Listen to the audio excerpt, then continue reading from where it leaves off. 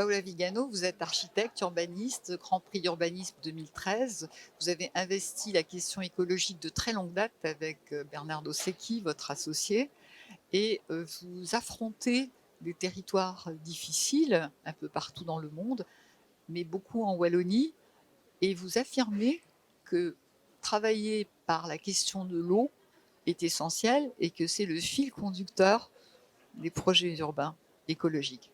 Oui, bah, évidemment, ce n'est pas le seul fil conducteur, mais c'est certainement un des fils plus importants parce que, d'abord parce qu'il y a des risques qui ont toujours existé en partie, mais qu'on a construits au fur et à mesure et qui sont devenus aujourd'hui des risques très importants.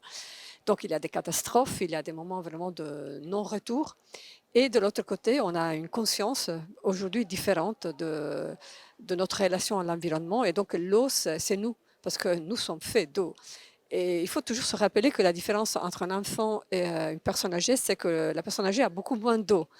Donc l'eau, c'est vraiment c'est la vie et c'est l'idée qu'elle nous accompagne. Et la relation avec l'eau, c'est, disons, fonctionnel. On a besoin de l'eau pour vivre, mais c'est aussi intime, c'est aussi psychologique, c'est aussi un paysage. Donc je trouve qu'il y a tellement de dimensions dans l'eau que le projet de la ville peut s'enrichir énormément et que le projet de la ville a souffert du manque de relation avec ces sujets.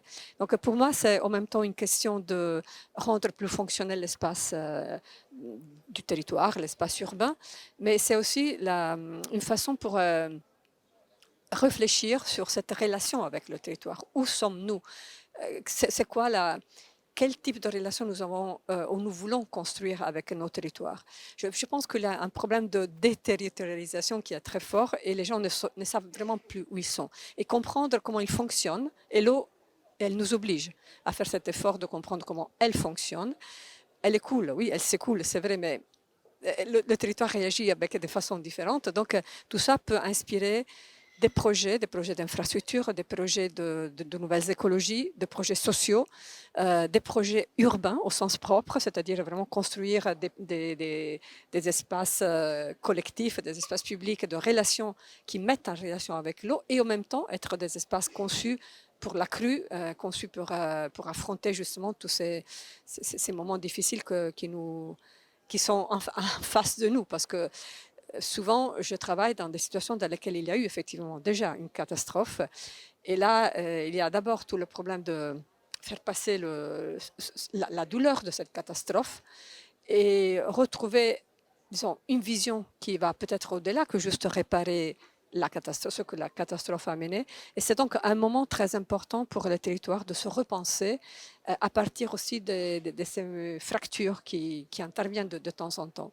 Et je trouve qu'aujourd'hui, nos relations avec le risque, la catastrophe, la fracture, c'est quelque chose qui fait partie de notre quotidien. Ce n'est pas l'exceptionnel, c'est le quotidien. Et tout ça change effectivement la façon de penser le projet Et de est-ce la que ça ville. veut dire que les urbanistes, les décideurs, les aménageurs doivent définir très différemment le projet urbain et comment doivent-ils évoluer? Bah, le projet urbain, à mon avis, traverse une crise assez profonde parce qu'il a été construit sur une culture, sur des valeurs qui sont aujourd'hui en train de bouger radicalement. Et donc, il faut se dire qu'est-ce que sera le projet urbain du futur. Un projet qui arrive à intégrer ces dimensions. Un projet qui ne peut pas arriver dans un territoire comme si c'était toujours la même situation, qui doit vraiment apprendre des lieux, qui doit apprendre des gens, qui doit se partager avec les gens. Tout ça met en discussion une certaine façon, une certaine machine à produire l'espace urbain.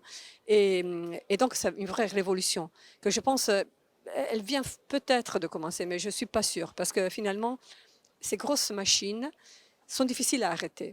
Même si on commence à décider qu'il faut changer, en réalité, il faut des années pour remettre en discussion certaines procédures, certaines bureaucraties. Donc, je pense qu'il y a vraiment beaucoup à faire.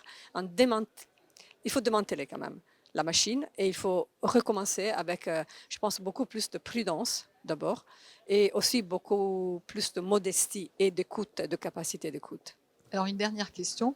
Dans le monde tel qu'il est, qui semble aller à la catastrophe avec les bombes carbone qu'on nous annonce, les guerres, Est-ce que ces efforts gigantesques que nous devons faire en matière d'urbanisme sont-ils à la hauteur et en valent-ils la peine?